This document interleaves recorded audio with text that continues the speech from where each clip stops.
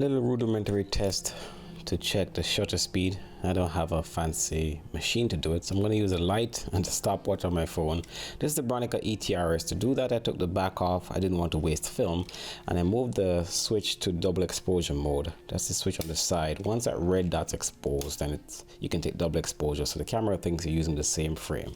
So every time you wind you cock the shutter and reposition the mirror, you can expose again, in theory. All right, and the shutter speed set on this side, and it goes from 8 seconds, and there's no bulb mode, to 1/500th of a second. So I'll start with the fastest. I can't really time that really, so my plan is I'll try to press these simultaneously, the shutter with the start button, but not at this speed. But here we go at 1/500th of a second.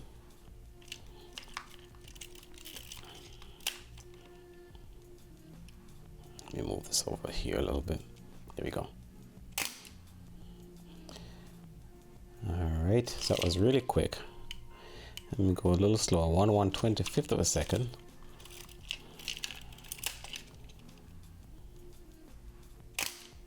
All right, so that's slower. And then let's do 1/15th of a second.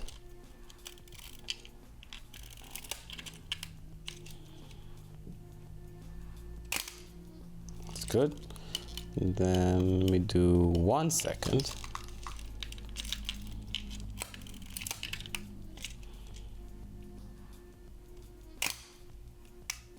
That's good. That's pretty good. And then 2 seconds. This one I'll try to time. 3, 2, 1. It's just about 2 seconds. There's a delay between when I hear the shutter close and by the time I press the stopwatch on my cell phone. And then let me change this to the longest, 8 seconds. Let me cock this one more time. Reset this. 3, 2, 1.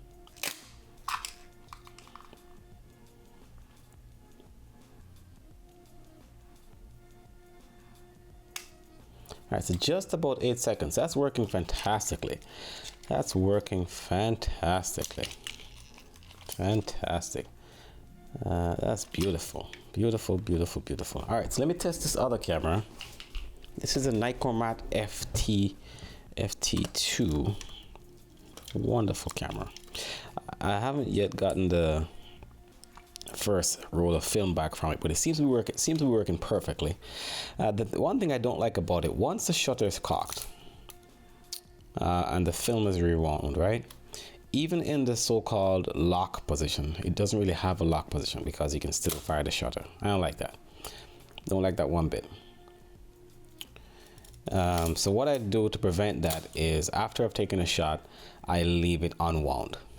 That way I can still use the meter if I so choose, but it won't waste a frame. And I've wasted a couple of frames at least on here.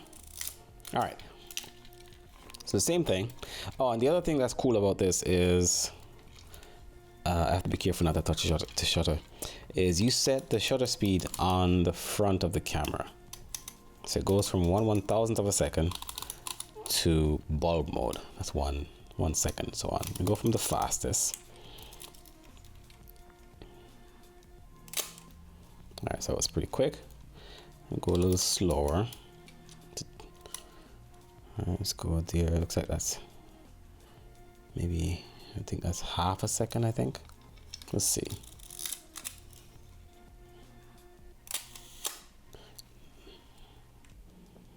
That's only like half a second. Let me try this one. Maybe that's 1 second. Let's see. Yeah, that's 1 second. And then bulb mode.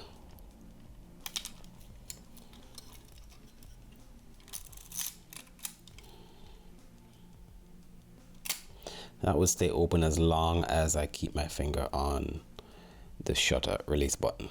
All right, that is fantastic. So both are working wonderfully. I did get a shutter release cable I'm gonna use for the Bronica, and maybe for this. I'm not quite sure if it's necessary, but that's just a little rudimentary test to see how well these old cameras are working. Absolutely fantastic.